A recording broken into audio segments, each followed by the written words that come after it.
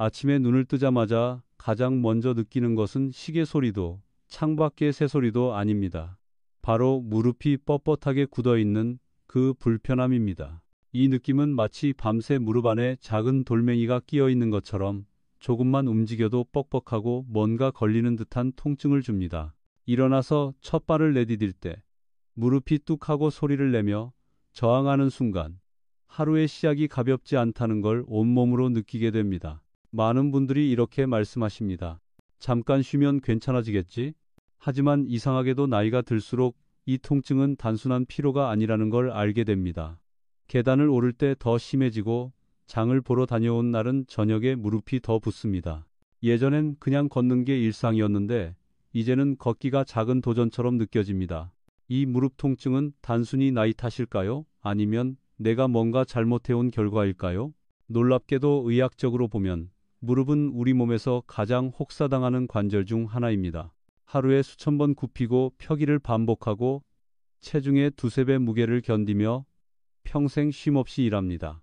그러니 60세가 넘어가면 누구나 어느 정도의 무릎 통증은 경험하게 됩니다. 그런데 여기서 잘못된 믿음이 하나 있습니다. 무릎은 다르면 끝이다. 방법이 없다. 이건 절반만 맞는 말입니다. 연골은 한번 손상되면 원래대로 회복하기는 어렵습니다. 하지만 무릎의 통증은 단순히 연골 때문만은 아닙니다. 염증, 근육의 힘, 혈액순환, 그리고 무엇보다 우리가 매일 먹는 음식이 큰 영향을 줍니다. 그래서 무릎이 아프면 약을 먹거나 주사 맞아야 한다는 생각은 치료의 한 가지 방법일 뿐 전체 그림을 보지 못하는 겁니다. 제가 진료실에서 가장 자주 듣는 말 중 하나가 이렇습니다. 선생님, 약은 먹어도 왜 자꾸 아픈 걸까요? 그럴 때마다 저는 이렇게 여쭙습니다. 식탁 위에는 어떤 음식들이 자주 올라오시나요? 무릎 통증과 음식이 무슨 상관이 있을까? 처음엔 고개를 갸웃하시지만 사실 음식은 우리 몸의 염증 반응을 좌우하는 중요한 열쇠입니다. 잘못된 음식은 불을 붙이고 올바른 음식은 불을 끕니다. 특히 생선, 그 중에서도 특정한 종류의 생선은 무릎 건강에 놀라운 차이를 만들어냅니다. 아직도 많은 분들이 단백질하면 고기만 떠올립니다. 하지만 붉은 고기는 오히려 무릎 통증을 악화시키는 경우가 많습니다. 반면 생선은 단백질뿐 아니라 관절 속 염증을 잠재우는 특별한 기름, 즉 오메가3를 풍부하게 담고 있습니다. 문제는 60세 이상 어르신들 중 80%가 이런 사실을 모르고 있다는 점입니다. 그저 생선을 가끔 먹는 수준에 머물거나 오히려 기름진 고기나 짠 반찬을 더 많이 드시는 경우가 많습니다. 이 영상을 통해 저는 여러분께 분명히 말씀드리고 싶습니다. 무릎 통증은 나이 탓만이 아닙니다. 우리가 매일 무엇을 먹느냐에 따라 아침에 일어날 때 무릎이 얼마나 가벼울지, 계단을 오를 때 얼마나 덜 힘들지가 달라집니다. 그리고 지금부터 소개할 생선들은 그 열쇠가 될 것입니다. 이 영상이 도움이 되셨다면 구독과 좋아요 눌러주세요. 작은 실천이 건강을 바꿀 수 있습니다. 이제 본격적으로 왜 나이가 들면 무릎이 약해지고 통증이 생기는지 그 근본적인 이유부터 함께 짚어보겠습니다. 나이가 60세를 넘어가면 무릎이 예전 같지 않다는 걸 누구나 체감합니다. 예전에는 시장을 한 바퀴 돌아도 아무렇지 않았는데 이제는 장바구니를 들고 계단 몇 층만 올라가도 무릎이 욱신거립니다. 왜 그럴까요? 단순히 나이를 먹어서일까요? 사실 그 안에는 여러 가지 의학적 이유가 숨어 있습니다. 첫째는 연골의 마모입니다. 무릎은 우리 몸에서 가장 큰 관절이자 하루에도 수천 번 굽히고 펴는 반복 운동을 합니다. 이때 연골은 마치 쿠션처럼 충격을 흡수해 주는데 나이가 들수록 이 쿠션이 얇아지고 탄력을 잃습니다. 젊을 때는 조금 무리해도 괜찮던 이유가 바로 이 튼튼한 연골 덕분이었습니다. 그런데 60세 이후에는 쿠션이 얇아져서 같은 움직임에도 뼈끼리 직접 부딪히며 통증을 일으키는 경우가 많습니다. 둘째는 근육의 약화입니다. 무릎을 감싸고 지탱하는 허벅지 근육과 종아리 근육은 사실상 무릎의 보조장치입니다. 그런데 나이가 들면 근육량이 자연스럽게 줄어드는 근감소증이 찾아옵니다. 근육이 약해지면 무릎 관절은 더 많은 부담을 떠안게 되고 작은 충격에도 쉽게 손상되거나 통증이 발생합니다. 많은 분들이 무릎만 문제다라고 생각하시지만 실제로는 허벅지 근육이 약해진 것이 근본 원인일 때도 많습니다. 셋째는 혈액순환의 저하입니다. 무릎 관절은 혈액 공급이 풍부하지 않은 구조입니다. 그래서 원래도 영양과 산소를 충분히 받기 어려운데 60세가 넘어 혈관이 딱딱해지고 순환이 둔해지면 무릎 주변 조직은 더 큰 타격을 입습니다. 그 결과 회복력이 떨어지고 작은 손상도 쉽게 오래갑니다. 이 세 가지 요인 연골, 근육, 혈액순환이 겹치면서 무릎은 점점 더 취약해집니다. 그런데 여기서 흥미로운 점이 있습니다. 같은 나이인데도 어떤 분은 여전히 산을 오르고 어떤 분은 평지 걷기도 힘들어합니다. 그 차이는 단순히 유전이나 체질 때문이 아닙니다. 생활 습관, 특히 식습관이 큰 영향을 미칩니다. 저는 진료실에서 이런 말씀을 자주 드립니다. 무릎은 자동차 타이어와 같습니다. 같은 연식이라도 관리에 따라 어떤 건 멀쩡하고 어떤 건 금방 닳습니다. 예를 들어 어떤 환자분은 65세인데 여전히 탁구를 즐기십니다. 반면 또 다른 환자분은 같은 나이인데 무릎이 붓고 계단을 못 오릅니다.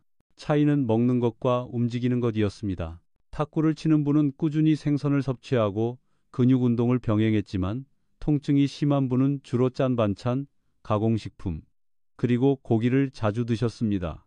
물론 학계에서도 아직 논쟁이 있습니다.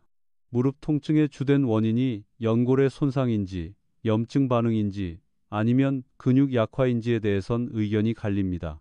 하지만 한 가지 분명한 사실은 식습관이 무릎 건강에 미치는 영향은 무시할 수 없다는 것입니다. 여러분도 아침마다 무릎이 뻣뻣하다면 혹은 계단을 오를 때 통증이 심하다면 단순히 나이 탓만 하지 마시길 바랍니다. 지금까지 쌓여온 작은 습관들이 무릎에 기록된 결과일 수 있습니다. 그리고 다행히도 그 습관을 바꾸는 건 지금부터도 늦지 않습니다. 이제 우리는 무릎 통증의 숨은 또 다른 원인, 바로 염증에 대해 살펴볼 차례입니다. 눈에 보이지 않지만 무릎을 갉아먹는 가장 강력한 적이 바로 이 염증이기 때문입니다. 무릎 통증의 배경에는 늘 숨어 있는 적이 있습니다. 바로 염증입니다. 염증은 마치 작은 불씨처럼 조용히 타오르다가 어느 순간 관절 전체를 뜨겁게 달구어 버립니다. 그런데 문제는 이 불이 겉으로는 잘 보이지 않는다는 점입니다. 그래서 많은 분들이 오늘은 괜찮은데 왜 내일은 갑자기 아픈 걸까? 라고 의아해하시곤 합니다. 염증은 원래 우리 몸을 보호하기 위한 자연스러운 반응입니다. 상처가 나면 그 부위를 빨갛게 만들고 열이 나게 해서 세균을 몰아내려는 것이죠. 하지만 나이가 들고 생활 습관이 좋지 않으면 이 염증 반응이 제어되지 못하고 만성으로 변합니다. 무릎에서는 이 만성 염증이 관절을 서서히 망가뜨리고 통증을 악화시키는 주범이 됩니다. 제가 기억하는 한 환자분은 이런 경우였습니다. 68세의 남성분인데 평소 나는 관절에 좋은 칼슘 보충제만 챙기면 된다고 생각하셨습니다. 그래서 매일 우유와 칼슘제를 드셨지요. 그런데 무릎은 점점 더 붓고 심지어 밤에는 잠도 설칠 정도로 아팠습니다. 검사를 해보니 연골이 다른 것도 있지만 실제로는 관절 안에 만성염증이 심했습니다. 즉, 단순히 뼈가 약하다의 문제가 아니라 눈에 보이지 않는 부리 속에서 타고 있었던 겁니다. 이 염증을 키우는 데는 음식이 큰 몫을 합니다. 기름에 튀긴 음식, 지나치게 달거나 짠 음식, 그리고 가공식품 속의 트랜스 지방은 모두 염증을 자극합니다. 특히 한국 분들이 즐겨 드시는 젓갈, 햄, 소시지 같은 가공육은 무릎 관절에 좋지 않은 영향을 줍니다. 반대로 염증을 잠재우는 음식도 있습니다. 그 대표적인 것이 바로 생선입니다. 생선에 들어있는 오메가3 지방산은 염증을 억제하고 관절 통증을 완화하는 데 탁월한 효과가 있다는 것이 여러 연구에서 밝혀졌습니다. 하지만 여기에도 학계의 다양한 의견이 있습니다. 일부 연구에서는 생선을 많이 먹는 것과 관절 통증 완화 사이에 뚜렷한 인과관계를 찾기 어렵다고 주장하기도 합니다. 그러나 대다수의 임상 경험과 장기 관찰 연구는 분명히 말합니다. 꾸준히 생선을 섭취하는 사람들의 관절 건강이 그렇지 않은 사람들보다 나은 경우가 많다는 것을요. 저 역시 환자들을 진료하며 같은 사실을 확인합니다. 염증은 교묘합니다. 당장은 아프지 않게 숨어 있다가 날씨가 굽거나 피곤한 날 혹은 기름진 음식을 먹은 날 갑자기 통증을 키웁니다. 그래서 어떤 환자분들은 비 오는 날만 되면 무릎이 쑤신다고 말씀하십니다. 사실은 날씨 탓만이 아니라 이미 무릎 안에 자리 잡은 염증이 환경 변화에 민감하게 반응하는 것입니다. 여러분도 혹시 이런 경험 있으신가요? 전날 저녁에 고기와 술을 많이 먹었더니 다음 날 아침 무릎이 무겁다. 특별히 다친 기억은 없는데 날이 흐리면 통증이 심해진다. 며칠 음식을 가볍게 조절했더니 신기하게도 무릎이 한결 편하다. 이 모든 현상의 공통점은 바로 염증입니다. 무릎 통증은 단순히 나이 탓도 체중 탓도 아닙니다. 몸속 불씨가 커지고 작아지는 과정일 뿐입니다. 따라서 무릎 건강을 지키려면 단순히 약이나 주사에만 의존할 게 아니라 이 염증이라는 보이지 않는 적을 다스려야 합니다. 그리고 그 출발점은 바로 매일의 식탁입니다. 다음으로 왜 단백질 부족이 무릎 건강을 결정적으로 무너뜨리는지, 또 우리가 놓치고 있는 중요한 진실은 무엇인지 함께 살펴보겠습니다. 무릎을 지탱하는 힘은 어디에서 올까요? 많은 분들이 연골이라고 대답하십니다. 하지만 실제로는 근육이 훨씬 더 중요한 역할을 합니다. 그리고 그 근육을 유지하는데 가장 필수적인 것이 바로 단백질입니다. 나이가 들면 근육이 빠지는 속도가 점점 빨라집니다. 이를 우리는 의학적으로 근감소증이라고 부릅니다. 60세 이후에는 아무것도 하지 않아도 매년 1% 이상씩 근육이 줄어든다는 보고도 있습니다. 근육이 줄면 무릎을 잡아주는 힘이 약해지고 작은 충격에도 무릎 관절에 그대로 부담이 쏠립니다. 결국 무릎 통증은 더 심해지고 걸음걸이도 불안정해집니다. 실제로 제 환자 중 한 분은 72세 할머니였는데 무릎 통증 때문에 거의 외출을 못 하셨습니다. 검사를 해보니 연골이 다른 것도 있었지만 더 큰 문제는 허벅지 근육이 눈에 띄게 줄어든 상태였습니다. 그런데 그분은 평소에 밥과 국, 김치 위주의 식사를 하셨고 단백질 섭취가 거의 없었습니다. 고기는 소화가 안 된다고 피했고 생선은 비린내 때문에 자주 먹지 않으셨지요. 제가 식단을 조금씩 바꾸도록 권했습니다. 매일 두부나 계란, 일주일에 2, 3번은 생선을 꼭 드시도록 했습니다. 몇 달 후 놀랍게도 무릎 통증이 눈에 띄게 줄고 보행이 한결 안정되었습니다. 연골 자체가 새로 생긴 건 아니지만 근육이 회복되면서 무릎이 훨씬 든든해진 겁니다. 여기서 중요한 사실이 있습니다. 많은 분들이 여전히 칼슘만 챙기면 된다고 생각합니다. 하지만 뼈는 칼슘만으로 유지되지 않습니다. 근육이 지탱하지 않으면 칼슘이 아무리 많아도 무릎은 불안정합니다. 단백질은 단순히 근육을 만드는 재료일 뿐 아니라 관절 주변 조직을 회복시키는 데도 꼭 필요합니다. 학계에서도 단백질의 역할에 대해 다양한 연구가 진행되고 있습니다. 일부 연구는 단백질 섭취가 충분할 때 무릎 관절염 진행 속도가 늦어진다고 보고합니다. 또 다른 연구는 단백질과 오메가3를 함께 섭취했을 때 염증이 더 잘 억제된다고 말합니다. 물론 개인차가 있고 모든 사람에게 똑같이 적용되는 것은 아니지만 전체적인 흐름은 분명합니다. 단백질은 무릎 건강의 핵심 요소라는 것입니다. 하지만 여기서 놓치지 말아야 할 점은 단백질의 종류입니다. 붉은 고기 위주의 단백질은 오히려 염증을 악화시킬 수 있습니다. 반대로 생선, 콩류, 계란 같은 단백질은 무릎 건강에 긍정적인 영향을 줍니다. 특히 생선은 단백질과 더불어 염증을 줄이는 오메가3까지 함께 제공하니 무릎에 있어서야말로 일석이조의 식품입니다. 여러분은 하루에 단백질을 얼마나 챙기고 계신가요? 혹시 밥과 반찬 몇 가지로만 식사를 때우고 있지는 않으신가요? 단백질이 부족하면 근육이 빠지고 결국 무릎이 버티지 못합니다. 하지만 단백질을 충분히 챙기면 걷는 즐거움과 활동적인 삶을 훨씬 오래 지킬 수 있습니다. 이제 많은 분들이 오해하는 또 하나의 부분을 짚어보겠습니다. 단백질과 칼슘만으로는 무릎 통증이 해결되지 않습니다. 무릎 건강을 위해 반드시 알아야 할 또 다른 영양소 바로 오메가3와 그것을 풍부하게 담고 있는 생선의 역할로 이어가겠습니다. 무릎이 아프면 많은 분들이 제일 먼저 떠올리는 건 칼슘입니다. 칼슘제를 챙겨야 뼈가 튼튼해지지 않겠냐는 말이지요. 실제로 병원에서 뼈 건강을 위해 칼슘 보충제를 권하는 경우도 많습니다. 물론 칼슘은 꼭 필요한 영양소입니다. 하지만 칼슘만 챙겨서는 무릎 통증을 해결할 수 없습니다. 왜냐하면 무릎의 문제는 단순히 뼈만의 문제가 아니기 때문입니다. 무릎 통증의 중요한 원인 중 하나가 바로 염증입니다. 뼈는 단단하지만 그 사이의 연골과 관절액 그리고 관절을 둘러싼 조직은 염증에 민감합니다. 칼슘은 뼈를 강하게 해주지만 염증을 가라앉히는 힘은 없습니다. 그래서 칼슘만 열심히 챙겨 먹는 분들이 왜 여전히 무릎이 아프지? 하고 의아해하는 경우가 많은 겁니다. 이 지점에서 우리가 주목해야 할 영양소가 바로 오메가3 지방산입니다. 오메가3는 염증을 억제하고 혈액순환을 개선하며 관절의 통증을 줄여주는 데 중요한 역할을 합니다. 특히 무릎 관절염 환자들에게는 오메가3가 포함된 식단이 통증 완화에 도움을 줄 수 있다는 연구 결과가 다수 있습니다. 저는 종종 이런 설명을 드립니다. 칼슘은 벽돌이고 오메가3는 소방수입니다. 집이 튼튼하려면 벽돌도 중요하지만 불이 나면 소방수가 없으면 아무 소용이 없지요. 무릎도 마찬가지입니다. 칼슘은 뼈를 지탱해주지만 염증이라는 불길을 잡아주는 건 오메가3입니다. 그런데 안타깝게도 우리 식탁은 칼슘이나 단백질에 비해 오메가3가 부족한 경우가 많습니다. 특히 나이가 들수록 생선을 덜 먹게 되고 대신 고기나 가공식품의 비율이 늘어나면서 무릎 건강은 더 나빠지게 됩니다. 여기서 흥미로운 사실 하나를 말씀드리겠습니다.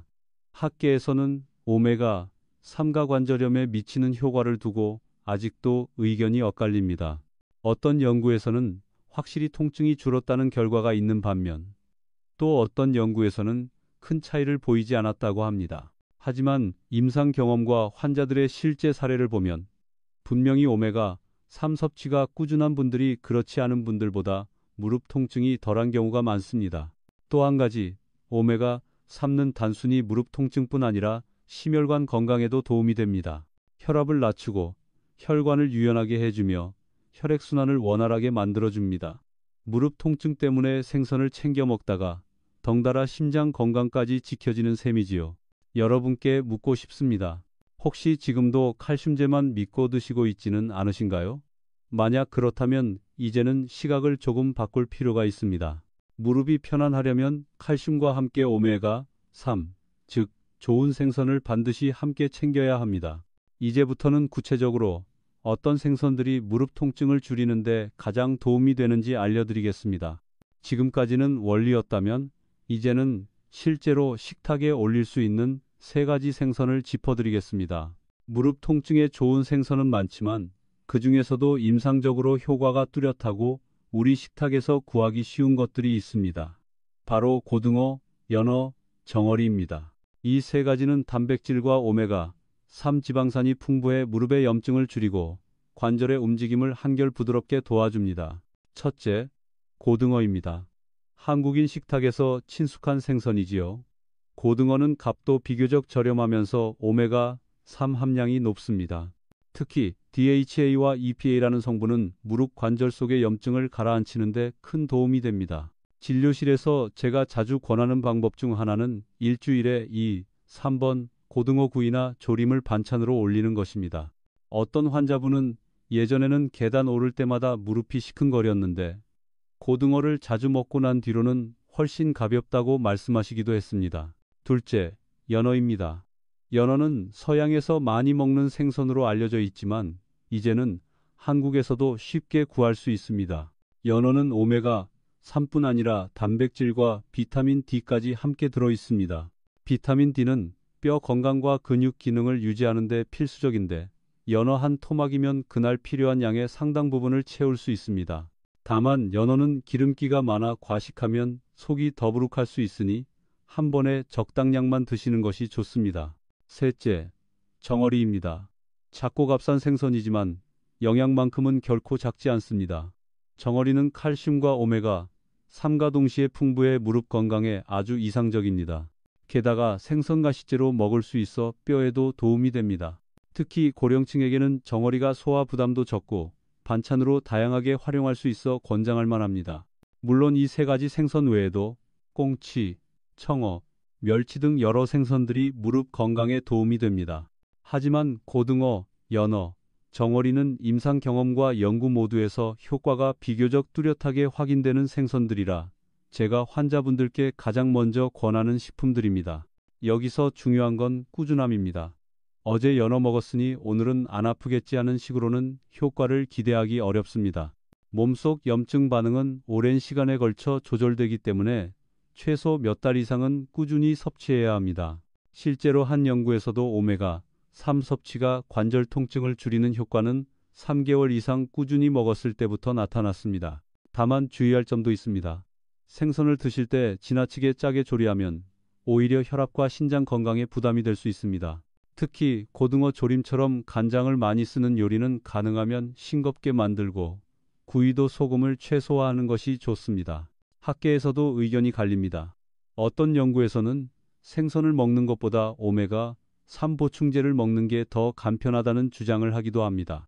하지만 저는 가능하면 음식으로 섭취하는 걸 더 권합니다. 왜냐하면 생선에는 오메가3뿐 아니라 단백질, 비타민, 미네랄 등 다양한 영양소가 함께 들어있어 종합적인 효과를 주기 때문입니다. 이제 여러분께서도 무릎 통증을 줄이고 싶다면 일주일 식단에 고등어, 연어, 정어리를 꼭 넣어보시길 권합니다. 오늘 저녁 반찬으로 고등어 구이를 올리고 주말에 가족과 연어를 함께 드시고 가끔은 정어리로 찌개를 끓여보세요. 작은 변화가 무릎 건강에 큰 차이를 만들어줍니다. 다음으로는 이렇게 좋은 생선을 먹을 때 더 큰 효과를 얻으려면 어떻게 해야 하는지 의사들이 늘 강조하는 작은 습관들을 함께 나누겠습니다. 무릎에 좋은 생선을 알게 되었다면 이제 중요한 것은 꾸준히 실천하는 작은 습관입니다. 많은 분들이 좋은 정보를 듣고도 아, 그렇구나 하고 넘기고 실제 식탁에는 변화가 없는 경우가 많습니다. 그러나 무릎 건강은 단 하루, 일주일의 노력이 아니라 매일의 습관이 쌓여 만들어집니다. 제가 자주 드리는 비유가 있습니다. 무릎은 은행 계좌와 같습니다. 젊을 때는 계속 입금만 되다가 나이가 들면 출금이 많아지지요. 그런데 그 계좌에 조금씩이라도 매일 돈을 넣으면 노후에 쓸 수 있는 여유가 생기듯 무릎도 매일 조금씩 관리하면 오랫동안 버틸 수 있습니다. 그렇다면 어떤 습관들이 무릎 건강에 도움이 될까요? 첫째, 주 2, 3회 생선 섭취입니다. 한 번에 많이 먹는 것보다 꾸준히 나눠 먹는 것이 중요합니다. 예를 들어 월요일엔 고등어 구이, 목요일엔 연어 스테이크, 주말엔 정어리 찌개처럼 일정한 리듬을 만들어 보세요. 이렇게 하면 자연스럽게 오메가3화 단백질을 고르게 섭취할 수 있습니다. 둘째, 적절한 운동과 함께입니다. 생선으로 영양을 보충하더라도 근육을 쓰지 않으면 무릎은 계속 약해집니다. 매일 20분씩 가벼운 걷기, 의자에 앉았다 일어나기 같은 간단한 근력 운동을 습관으로 들이면 무릎 주변 근육이 강화되어 통증이 크게 줄어듭니다. 실제로 환자분들 중에서 식습관과 운동을 함께 관리한 경우 무릎 통증이 훨씬 빨리 완화되는 것을 자주 봅니다. 셋째, 싱겁게 조리하기입니다. 앞서 말씀드린 것처럼 짠 음식은 혈압을 높이고 염증을 악화시킵니다. 생선을 먹을 때 소금을 줄이고 대신 레몬즙이나 허브를 활용해 맛을 내면 훨씬 건강하게 즐길 수 있습니다. 여기서 중요한 건 이 습관들을 특별한 치료라고 생각하지 않는 것입니다. 그냥 일상 속 자연스러운 식사와 생활로 받아들이는 순간 부담 없이 오래 이어갈 수 있습니다. 한 번은 67세 여성 환자분이 진료실에서 이렇게 말씀하셨습니다. 선생님, 저는 특별한 건 못하지만 일주일에 2번 고등어 구이만 꼭 챙깁니다. 그분은 몇 달 뒤 무릎 통증이 많이 완화되었을 뿐 아니라 혈압 수치도 함께 좋아졌습니다. 사실 거창한 변화가 아니었지요. 하지만 작은 실천이 모여 놀라운 차이를 만든 것입니다. 물론 이런 생활 습관 변화에 대해 회의적인 시각도 있습니다. 생선 몇 번 먹는다고 뭐가 달라지겠느냐는 이야기지요. 그러나 임상적으로 꾸준히 실천한 환자와 그렇지 않은 환자를 비교하면 확실히 차이가 납니다. 작은 습관이 쌓이면 약이나 주사보다 더 오래가는 효과를 주기도 합니다. 여러분도 기억해 두시길 바랍니다. 무릎 건강은 하루아침에 잃어버린 게 아닙니다. 수십 년의 습관이 쌓여 만들어진 결과입니다. 그렇다면 다시 회복하는 길도 하루에 한 발씩 작은 습관으로 시작해야 합니다. 이제 이렇게 작은 습관으로 무릎을 지킨 환자들의 실제 사례 중 하나를 소개해 드리겠습니다. 단순한 음식의 변화가 어떻게 삶 전체를 바꿔놓았는지 감동적인 이야기를 함께 나눠보겠습니다. 진료실에서 가장 기억에 남는 환자분 중 한 분은 70세 남성분이었습니다. 퇴직 후 매일 아침 동네 뒷산을 오르는 것이 낙이었는데 어느 순간부터 무릎 통증 때문에 산에 오르지 못하게 되었습니다. 처음엔 진통제를 드시며 버텼지만 결국 계단조차 힘들어지면서 거의 집에만 계시게 되었지요. 그분의 표정은 늘 어두웠습니다. 예전에는 아침에 산에 올라가서 동네 사람들 만나고 땀 흘리고 나면 하루가 개운했는데 지금은 그냥 앉아만 있으니 하루가 참 길고 답답합니다. 무릎 통증은 단순한 신체 문제를 넘어 삶의 활력까지 빼앗아 가는 것이었습니다. 제가 권해드린 것은 특별한 약도 비싼 치료도 아니었습니다. 식탁에 변화를 주는 것이었습니다. 고등어와 정어리를 주의 3회 규칙적으로 드시고 간은 최대한 줄이고 대신 레몬즙이나 마늘로 맛을 내도록 하셨습니다. 그리고 하루 15분씩 의자에 앉았다 일어나기를 반복하도록 운동을 부탁드렸습니다. 처음엔 반신반의하셨습니다. 생선 좀 먹는다고 무릎이 나아질까요? 그러나 2달이 지나자 놀라운 변화가 찾아왔습니다. 계단을 오르내릴 때의 통증이 줄었고 무엇보다 무릎이 덜 붓기 시작했습니다. 3달째 되던 날 환자분이 밝은 얼굴로 찾아오셔서 이렇게 말씀하셨습니다. 선생님, 지난주에 다시 산에 다녀왔습니다. 예전처럼 정상까지는 못 갔지만 중턱까지는 다녀왔습니다. 그분의 눈빛은 정말 반짝였습니다. 무릎이 단지 관절만이 아니라 삶의 즐거움과 인간관계, 활력까지 연결되어 있다는 걸 그 순간 다시 확인했습니다. 작은 식습관의 변화가 단순히 통증을 줄이는 것에 그치지 않고 삶 전체를 되돌려 놓은 것입니다. 물론 모든 분들이 똑같이 큰 효과를 보는 것은 아닙니다. 어떤 분은 빠르게 호전되지만 또 어떤 분은 오랜 시간이 걸리기도 합니다. 또 일부 연구에서는 오메가 3의 효과가 관절 통증에 제한적이라는 주장도 있습니다. 하지만 중요한 것은 이 습관이 부작용 없이 장기적으로 건강 전반을 지켜준다는 점입니다. 즉, 조금이라도 긍정적인 변화가 있다면 그 자체로 큰 가치가 있는 것이지요. 이 사례를 통해 저는 한 가지를 강조하고 싶습니다. 치료는 거창하게 시작되는 것이 아니다. 주방에서 생선을 굽는 그 작은 순간, 한 숟갈의 음식을 바꾸는 그 선택이 곧 치료의 시작이 될 수 있습니다. 무릎 관절의 회복은 수술실에서만 일어나는 일이 아니라 여러분의 식탁 위에서 매일매일 이루어질 수 있습니다. 여러분도 혹시 무릎 통증 때문에 하고 싶던 일을 포기하고 계신가요? 산책, 여행, 등산, 손주와 뛰어놀기, 그 모든 것들이 다시 가능해질 수 있습니다. 조건은 단 하나, 지금부터 작은 변화를 시작하는 것입니다. 하지만 주의할 점도 있습니다. 모든 생선이 무조건 좋은 것은 아닙니다. 잘못 선택하면 오히려 무릎과 건강을 해칠 수도 있습니다. 다음에서는 피해야 할 생선과 조리법에 대해 꼭 알아두셔야 할 점을 나누겠습니다. 앞서 무릎 통증을 줄이는데 좋은 생선을 말씀드렸지만 반대로 잘못된 생선 섭취는 오히려 무릎과 전신 건강에 해로울 수 있습니다. 많은 어르신들이 생선은 무조건 몸에 좋다라고 생각하시지만 꼭 그렇지만은 않습니다. 첫째, 과도하게 가공된 생선 제품입니다. 어묵, 생선 소시지, 통조림 같은 가공식품에는 염분과 첨가물이 많이 들어 있습니다. 이런 음식은 무릎의 염증을 줄여주기는커녕 혈압을 높이고 체내 염증을 악화시킬 수 있습니다. 특히 무릎이 이미 붓고 아픈 분들이 자주 섭취하면 다음날 더 무겁고 뻣뻣해지는 경험을 하게 됩니다. 둘째, 지나치게 짠 조리법입니다. 고등어나 꽁치를 간장에 푹 졸여내는 조림은 맛은 좋지만 소금 함량이 상당히 높습니다. 고혈압과 신장질환이 있는 어르신들에게는 큰 부담이 됩니다. 또 염분 과다는 관절 주변의 부종을 악화시켜 무릎 통증을 더 심하게 느끼게 할 수 있습니다. 셋째, 튀긴 생선입니다. 기름에 푹 튀긴 생선은 겉은 바삭하고 맛있지만 오메가 3가열에 파괴되고 대신 산화된 기름이 체내 염증을 키우게 됩니다. 결국 좋은 걸 먹었다는 생각과 달리 실제로는 무릎 건강을 더 해치게 되는 것이지요. 저는 이런 설명을 드립니다. 생선을 드실 때는 어떻게 요리했는가가 절반의 효과를 결정합니다. 생선 자체가 아무리 좋아도 소금 범벅이거나 기름에 튀겨진 상태라면 약이 아니라 독이 될 수 있습니다. 학계에서도 이 부분은 분명히 강조됩니다.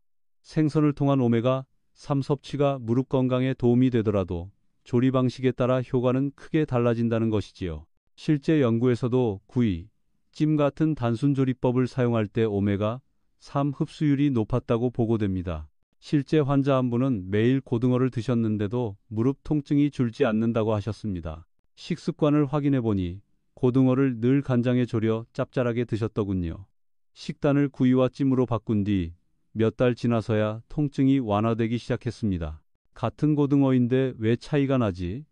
하고 놀라셨지만 사실 염분과 조리법이 관건이었던 것입니다. 여러분도 꼭 기억해 두셔야 합니다. 무릎에 좋다고 알려진 음식이라도 잘못 먹으면 오히려 해가 될 수 있습니다. 생선을 먹을 때는 가급적 구이, 찜, 샐러드처럼 단순하고 건강한 조리법을 선택하시길 권합니다. 그렇다면 생선 외에도 무릎 건강에 꼭 필요한 영양소들은 무엇이 있을까요? 오메가 3만으로는 부족합니다. 비타민 D, 마그네슘, 콜라겐 같은 보조 영양소들이 함께할 때 무릎 건강은 더욱 든든해집니다. 다음에서는 이 중요한 영양소들을 하나하나 짚어드리겠습니다. 무릎 건강을 위해 생선의 오메가 3가 큰 역할을 하지만 그것만으로는 부족합니다. 관절을 튼튼히 유지하려면 다른 영양소들의 도움도 꼭 필요합니다. 저는 이를 무릎 삼총사라고 부릅니다. 비타민 D, 마그네슘, 콜라겐이 그것입니다. 먼저 비타민 D입니다. 비타민 D는 칼슘이 뼈에 잘 흡수되도록 돕는 역할을 합니다. 아무리 칼슘을 많이 섭취해도 비타민 D가 부족하면 소용이 없습니다. 특히 60세 이후에는 피부에서 햇볕을 통해 비타민 D를 합성하는 능력이 떨어지기 때문에 결핍이 흔합니다. 실제로 무릎 통증을 호소하는 환자 중 상당수가 비타민 D 수치가 낮은 경우가 많습니다. 그래서 생선뿐 아니라 햇볕을 적절히 쬐거나 필요할 경우 보충제를 활용하는 것도 중요합니다. 둘째, 마그네슘입니다. 마그네슘은 근육과 신경의 안정에 꼭 필요한 미네랄입니다. 부족하면 근육이 쉽게 경직되고 무릎을 지탱하는 힘이 떨어집니다. 또한 마그네슘은 칼슘이 뼈에 잘 붙도록 돕는 조력자 역할도 합니다. 마그네슘이 풍부한 견과류, 시금치, 콩류를 식단에 자주 포함시키면 무릎이 한결 편안해집니다. 셋째, 콜라겐입니다. 관절의 연골은 콜라겐으로 이루어져 있습니다. 나이가 들면서 콜라겐이 줄어들면 연골의 탄력이 떨어지고 충격 흡수 능력이 약해집니다. 콜라겐은 닭발, 도가니탕 같은 음식에도 들어있지만 소화 흡수율을 생각하면 가루 형태의 보충제를 활용하는 경우도 많습니다. 일부 연구에서는 콜라겐 보충제를 꾸준히 섭취한 그룹이 그렇지 않은 그룹보다 관절 통증이 줄었다는 결과도 보고되었습니다. 물론 이 영양소들에 대해서는 아직 논란도 있습니다. 콜라겐은 소화되면서 효과가 사라진다는 주장도 있고 비타민 D만 챙기면 충분하다는 의견도 있습니다. 하지만 임상 경험상 여러 영양소를 균형 있게 챙기는 환자들이 그렇지 않은 환자보다 무릎 상태가 훨씬 안정적인 경우가 많습니다. 결국 정답은 한 가지가 아니라 균형 잡힌 식단과 생활 습관에 있습니다. 여러분께 작은 팁을 드리겠습니다.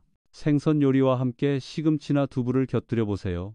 단백질과 마그네슘을 동시에 보충할 수 있습니다. 햇볕이 좋은 오전 10시쯤 15분 정도 산책하세요. 비타민 D 합성에 큰 도움이 됩니다. 닭가슴살이나 두부로 단백질을 챙기고 주의, 3회는 생선을 추가하면 이상적입니다. 제가 만난 한 66세 여성 환자분은 매일 아침 식탁에 작은 변화만 주셨습니다. 연어 샐러드와 아몬드 한 줌, 그리고 가벼운 햇볕 산책. 몇 달이 지나자 무릎 통증이 한결 줄고 무엇보다 피곤함이 줄었다고 하셨습니다. 사실 거창한 치료는 아니었지만 작은 실천들이 모여 큰 변화를 만든 것입니다. 무릎 건강은 결코 한 가지 영양소에 의존하지 않습니다. 생선의 오메가 3와 함께 비타민 D, 마그네슘, 콜라겐을 더하면 무릎은 훨씬 오래 편안함을 유지할 수 있습니다. 이제 음식만이 아니라 생활 속에서 무릎을 지킬 수 있는 방법들을 알아보겠습니다. 식탁에서 시작된 관리가 어떻게 걸음걸이, 자세, 스트레칭으로 이어져야 하는지 함께 살펴보지요. 무릎 건강을 지키는 방법은 식탁에서만 끝나지 않습니다. 우리가 매일 어떻게 움직이고 생활하느냐가 무릎에 직접적인 영향을 줍니다. 음식을 통해 무릎 속 염증을 잠재웠다면 생활 습관은 그 무릎을 실제로 보호하고 지탱하는 역할을 합니다. 첫째, 걷는 방법을 바꿔야 합니다.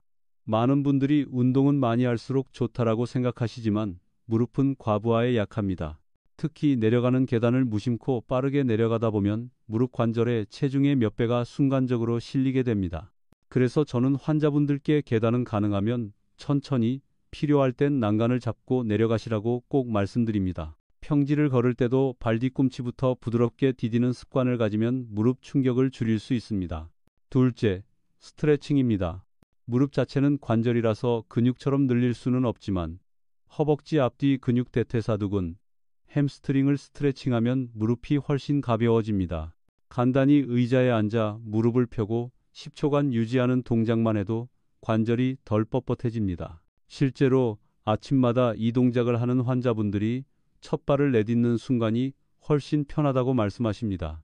셋째, 체중 관리입니다. 체중이 1kg 늘어나면 무릎에는 보통 3배 이상의 하중이 걸린다고 알려져 있습니다. 그래서 불필요하게 체중이 늘면 무릎이 훨씬 빨리 지칩니다. 하지만 다이어트를 무리하게 할 필요는 없습니다. 생선과 채소 위주의 균형 잡힌 식단, 꾸준한 가벼운 운동만으로도 무릎에 가해지는 부담을 크게 줄일 수 있습니다. 여기서 기억할 점은 무릎을 지키는 습관이 반드시 힘든 운동일 필요는 없다는 것입니다. 오히려 무릎이 이미 약해진 상태에서 과격한 운동을 하면 더 해롭습니다. 중요한 건 무리하지 않고 지속 가능하게 실천하는 것입니다. 매일 20분 걷기, 간단한 의자 운동, 가벼운 스트레칭, 이것이 쌓이면 약보다 더 큰 효과를 발휘합니다. 한 번은 69세 남성 환자분이 있었습니다. 무릎 통증 때문에 거의 외출을 못 하시던 분인데 제가 매일 집 앞 골목을 10분만 걸으라고 권했습니다. 처음엔 통증 때문에 겨우 5분 걷다가 돌아오셨지만 꾸준히 한 달을 실천하니 15분, 2달 뒤에는 30분까지 걸을 수 있게 되셨습니다. 무릎이 덜 아픈 것도 있지만 무엇보다 자신감이 생겼다고 하셨습니다. 내가 다시 움직일 수 있구나 라는 마음의 회복이 무릎 통증 치료에서 정말 중요합니다. 물론 학계에서도 여전히 논쟁이 있습니다. 운동이 무릎 연골을 더 닳게 만든다는 주장과 적절한 운동이 오히려 관절을 지킨다는 의견이 공존합니다. 그러나 대다수 의사들의 임상 경험은 후자에 가깝습니다. 잘못된 운동은 위험하지만 적절한 운동은 무릎 건강에 도움이 된다는 것이지요. 여러분도 지금 무릎이 아프다고 해서 의자에만 앉아 계시지 마시길 바랍니다. 오히려 가볍게 움직이고 스트레칭을 하고 식습관을 바로잡는 것이 통증을 줄이고 회복을 돕습니다. 이제 우리는 마지막으로 이렇게 작은 변화를 통해 얻을 수 있는 삶의 변화에 대해 이야기하겠습니다. 무릎이 편안해진다는 건 단순히 통증이 줄어드는 것이 아니라 여러분의 자유와 독립을 되찾는 길이기도 합니다. 무릎이 편안해지는 순간 삶의 풍경이 달라집니다. 아침에 일어나 첫 발을 내디딜 때 더 이상 아이고 하는 신음 대신 가벼운 걸음으로 주방까지 걸어갈 수 있습니다. 계단 앞에서 망설이지 않고 손주가 할아버지 놀이터 가요 하고 손을 잡을 때 주저하지 않고 따라 나설 수 있습니다. 무릎 통증은 단순히 관절의 문제가 아니라 삶의 자유와 활력을 빼앗아가는 존재입니다. 그렇기에 무릎을 지키는 것은 곧 나의 일상과 행복을 지키는 일이기도 합니다. 제가 진료실에서 수없이 보아온 것은 작은 실천이 큰 변화를 만든다는 사실입니다.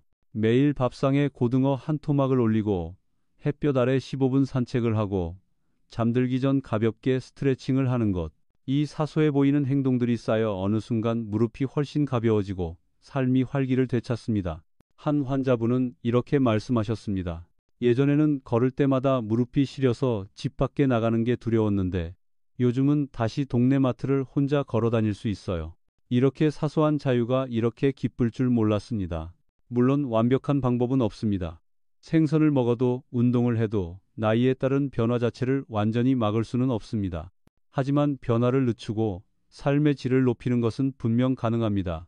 학계에서도 아직 무릎 관절염의 완전한 치료법은 논의 중이지만 식습관과 생활 습관이 증상 완화와 삶의 만족도에 긍정적인 영향을 준다는 데에는 대부분 동의합니다. 이제 여러분께 드리고 싶은 마지막 메시지는 단순합니다. 오늘 저녁 생선을 한 번 더 올려보세요. 내일 아침 창밖에 햇살이 보이면 10분만 걸어보세요. 잠자기 전 의자에 앉았다 일어나기를 3번만 해보세요. 그 작은 선택들이 모여 1년 뒤 여러분의 무릎은 지금과 전혀 다를 수 있습니다. 저는 40년 넘게 환자들을 만나며 한 가지를 확신하게 되었습니다. 건강은 거창한 치료가 아니라 작은 꾸준함에서 나온다. 여러분의 무릎은 결코 포기해야 할 나이든 관절이 아닙니다. 아직도 돌볼 수 있고 다시 활력을 불어넣을 수 있습니다. 마지막으로 이 말을 꼭 전하고 싶습니다. 지금 시작하시면 내년 이맘때는 전혀 다른 삶이 펼쳐질 수 있습니다. 오늘이 그 첫걸음입니다.